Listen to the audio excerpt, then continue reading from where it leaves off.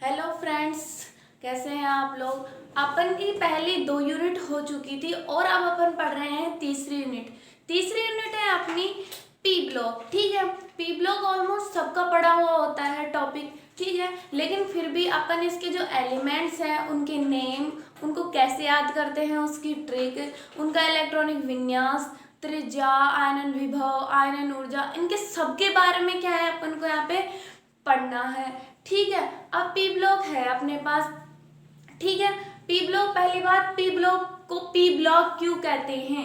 क्योंकि जब अपन इनका इलेक्ट्रॉनिक विन्यास लिखते हैं तो जो अंतिम इलेक्ट्रॉन है वो पी कक्षक में प्रवेश कर रहा है। क्या बोला मैंने कि जो अंतिम इलेक्ट्रॉन है वो पी कक्षक में प्रवेश कर रहा है।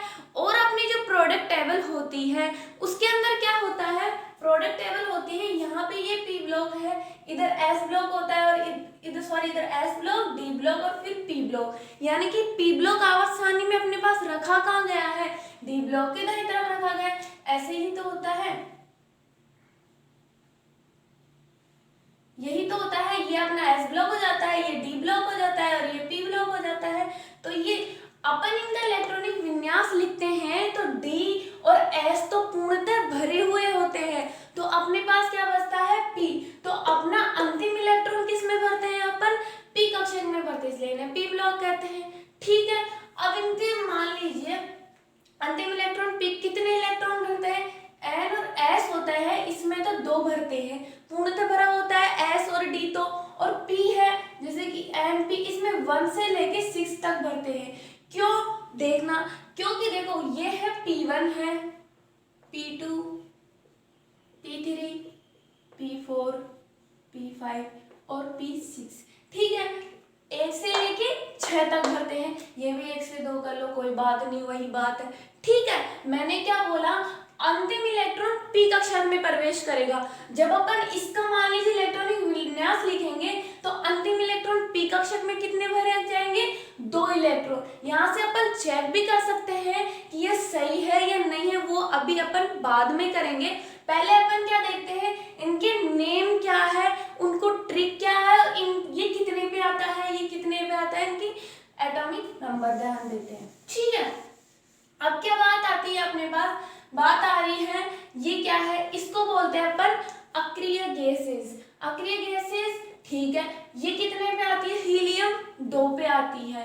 अब मैं 2 में अगर 8 जोड़ दूं तो ये कितने पे आ जाएगा, नियॉन 10 पे आ जाएगी। और उसमें भी अगर मैं 8 जोड़ दूं तो ऑर्गन कितने पे आ जाता है, 18 पे।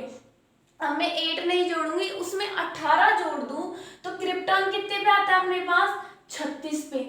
36 में मैं वापस 18 जोड़ दूं तो ये आता है 54 पे और ये आता है 86 पे। ठीक है, अब यहाँ तक बात समझ में आ गई। ये याद रखने की कोई जरूरत ही नहीं है, ये 10 पे आ रहा है तो ये कितने पे आ जाएगा, 9 पे, ये 8 पे आ जाएगा, ये 7 पे आ जाएगा, ये 6 पे आ जाएगा, ये 5 पे आ जाएगा। यहाँ तक बात समझ में आ गई। ठीक है, ये 18 पे आ रहा है तो ये 17 पे आ जाएगा, ये 16 पे, ये 15 पे, ये 14 पे और ये 13 पे।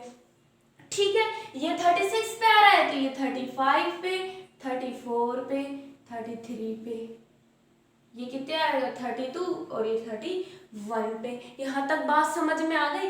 आगे क्या, 54 पे आ रहा है तो ये 53 पे आ रहा है, 52 पे, 51 पे है, ये किस पे आ रहा है, 49 पे आ रहा है और ये 48 पे। 49 पे क्यों आएगा, ये 50 पे नहीं आएगा क्या, 50 पे और ये 49 पे। वैसे ही ये क्या आएगा, 86 पे, 87, 87 थोड़ी ना आएगा, 85 पे, 85 पे, 84 पे, 83 पे, 82 पे और 81 पे। यहाँ तक बात समझ में आ गई। मैंने क्या बोला, इनको याद रखने की कोई जरूरत नहीं है। आप ये ध्यान रखो, helium, neon, argon, krypton, xenon और ये जो रेडॉन है, ये कितने पे आ रही है, हीलियम 2 पे आ रही है। उसमें 8 जोड़ूंगी मैं, नियॉन कितने पे आ रही है, 10 पे आ रही है। उसमें 8 जोड़ूंगी मैं, आर्गन कितने पे आता है अपना, 18 पे आता है। उसमें मैंने 18 जोड़ दिए तो जीनॉन कितने पे आ रहा है अपना, 36 पे आ रहा है। ठीक है, उसमें मैंने 18 जोड़ दिए तो रेड, ये कितने पे आ रहा है, सॉरी, आर्गन में 18 जोड़ेंगे तो अपने पास क्रिप्टॉन 36 जीनोन आएगा 54 पे, और एक तो याद रख ही सकते हो कि 86 पे आता है। ठीक है, जब ये यहाँ से आ रहा है तो इसका उल्टा कर लो। यहाँ तक तो कि याद हो गए हमको, छोटी सी चीज थी। ठीक है, अब इनको याद करने की सबने अपनी अलग अलग ट्रिक बना रखी है। ठीक है, तो अपनी भी ट्रिक है एक, जैसे कि इसकी ट्रिक है बैंगन आलू गाजर इन थैला, बोरोन एल्यूमिनियम गैलियम इंडेनियम और थेलियम। ठीक है, ये तो आप बुक में भी देख सकते हैं काशी गए संत प्रभु। ठीक है, नेपाल पाकिस्तान ऑस्ट्रेलिया सब भिखारी, सब भिखारी है इंडिया के अलावा। कौन कौन? नेपाल पाकिस्तान ऑस्ट्रेलिया सब भिखारी है, इंडिया ये अमीर है। ठीक है, ये क्या है? ऑक्सीजन। ठीक है, ये इसको किससे डिनोट करते हैं? इसको तो कर दिए। ओल्ड स्टाइल से टीपो, कोई भी नई स्टाइल से नहीं टीपेगा, सब ओल्ड स्टाइल से टीपेंगे प्रोडक्ट टेबल के अंदर। समझ में आ रही है बात? यानी कि ये क्या है? ओल्ड स्टाइल से टीपो फ्लोरीन क्लोरीन ब्रोमीन आयोडीन और एंटीमनी। ठीक है, इसकी मेरे पास कोई ट्रिक नहीं है। अब देखो, इसको तो मैंने बोला अक्रिय गैसेस बोल दिया, इसको अपन बोलते हैं हैलोजन समूह। क्या बोलते हैं? हैलोजन। इसको हैलोजन समूह बोल देते हैं, हैलोजन। ठीक है, इसको अपन बोलते हैं चैल्कोजन, चैल्कोजन। और इसको बोलते हैं अपन नियोजन समूह। यहाँ तक बात समझ में आ रही है? किसी को अगर इनके नेम बता देती हूँ, किसी को नहीं आते हैं तो बोरोन एल्यूमिनियम गैलियम इंडेनियम थेलियम इसको बोलते हैं, कार्बन सिलिकॉन जर्मेनियम टिन और लेड बोल देते हैं इसको। ठीक है, नाइट्रोजन फॉस्फोरस और आर्सेनिक भी बोलते हैं, कोई आर्सेनियम भी बोल देते हैं, आर्सेनिक एंटीमनी और बिस्मिथ इसको बोलते हैं। ठीक है, ऑक्सीजन सल्फर सिलेनियम टिलूबियम और पोलेनियम। ठीक है, ये तो हो गया फ्लोरीन क्लोरीन ब्रोमीन आयोडीन और antimony. Helium neon argon krypton xenon और रेडोन।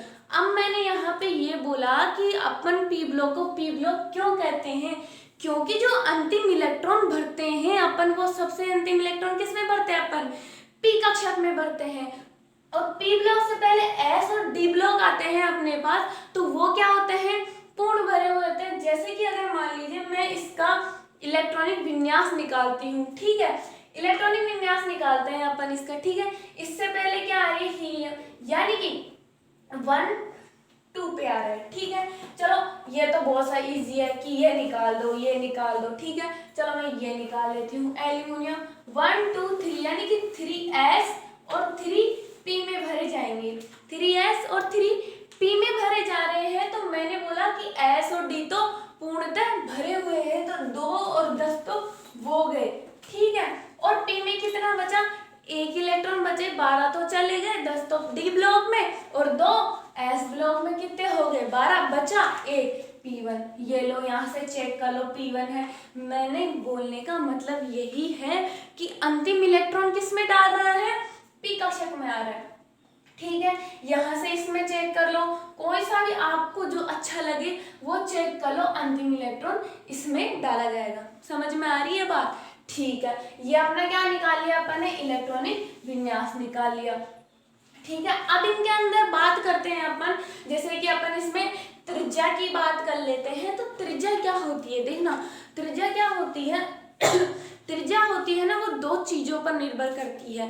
एक तो मुख्य क्वांटम संख्या, मतलब कोशों की संख्या पर। जैसे कि अपन टॉप टू बॉटम जब आते हैं, त्रिज्या की बात करती हूँ ना मैं, यहाँ पे त्रिज्या की बात करती हूँ, तो क्या करते हैं अपन, जब टॉप टू बॉटम आते हैं इस पी ब्लॉक के अंदर, और पी ब्लॉक में ये सब होते क्या है? धातुएं भी होती है, कुछ अधातुएं भी होती है और उपधातुएं भी होती है।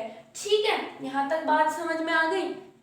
ठीक है, अब अपन त्रिज्या की जहाँ अपन बात करते हैं, तो त्रिज्या क्या होती है? जब अपन पी ब्लॉक में टॉप टू बॉटम जाते हैं तो त्रिज्या का मान बढ़ता है। यानी कि ये जो त्रिज्या है ना, वो टॉप टू बॉटम जाने पर त्रिज्या का मान बढ़ता है, लेकिन लेफ्ट टू राइट जाने पर त्रिज्या का मान घटता है या बराबर भी रह सकता है। ठीक है, त्रिज्या का मान बढ़ता है क्यों? एक तो मैंने चीज बताई, कारण 2 रीजन बताए ना मैंने। एक रीजन तो ये बताया, क्या? मुख्य क्वांटम संख्या या कोशों की संख्या। कोशों की संख्या के कारण। दूसरा होता है प्रभावी नाभिकीय आवेश। प्रभावी नाभिकीय आवेश। प्रभावी नाभिकीय आवेश मतलब इसका आवेश, नाभिक जो इलेक्ट्रॉन को अपनी तरफ खींचता है उसका आवेश। ठीक है, यानी कि अगर अपन टॉप टू बॉटम जाते हैं पी ब्लॉक में तो कोशों की संख्या क्या करती है, बढ़ती है। यानी कि कोशों की संख्या बढ़ती है तो प्रभावी नाभिकीय आवेश क्या हो जाता है, घट जाता है। और लेफ्ट और राइट जाते हैं तो त्रिज्या क्या होती है, समान रहती है या फिर घट जाती है। तो प्रभावी नाभिकीय आवेश क्या हो जाता है, बढ़ जाता है, इस वजह से हो जाता है। ठीक है, यहाँ तक अपनी बात हो गई किसकी, त्रिज्या की। त्रिज्या समझ में आ गई। आगे अपन बात करते हैं किसकी, आगे अपन जो बात करते हैं वो है, देखिएगा इसको साफ कर देती हूँ।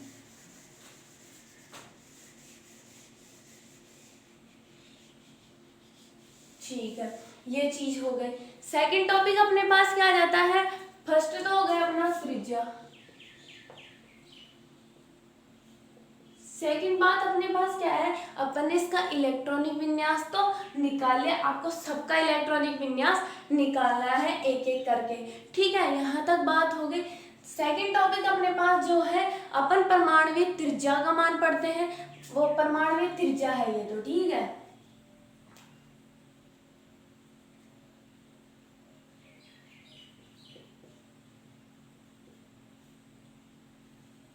परमाणुवीय त्रिज्या हो गई। अब अपन पढ़ते हैं आयनन ऊर्जा या आयनन विभव, जिसको अपन बोलते हैं, क्या बोलते हैं, आयनन ऊर्जा।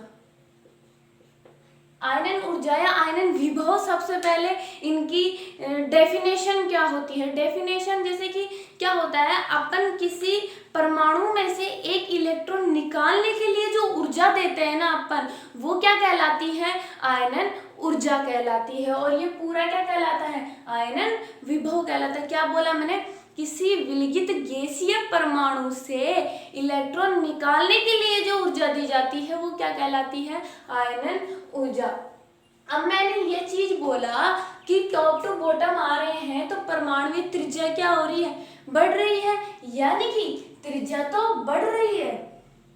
ठीक है, ऊपर से नीचे आने पर तो त्रिज्या बढ़ी हुई है तो अपन इलेक्ट्रॉन आसानी से निकाल सकते हैं, यानी कि आयनन ऊर्जा का मान टॉप टू बॉटम जाने पर घटता है। और यहाँ पर इधर से इधर जाने पर प्रभावी नाभिकीय आवेश बढ़ रहा था, तो इधर से इधर जाने के यानी कि लेफ्ट टू राइट जाने पर प्रभावी नाभिकीय आवेश बढ़ रहा था, तो अपन आसानी से इलेक्ट्रॉन निकाल सकते हैं क्या, नहीं निकाल सकते ना। तो क्या होता है, आयनन ऊर्जा का मान क्या हो जाता है, घट जाता है।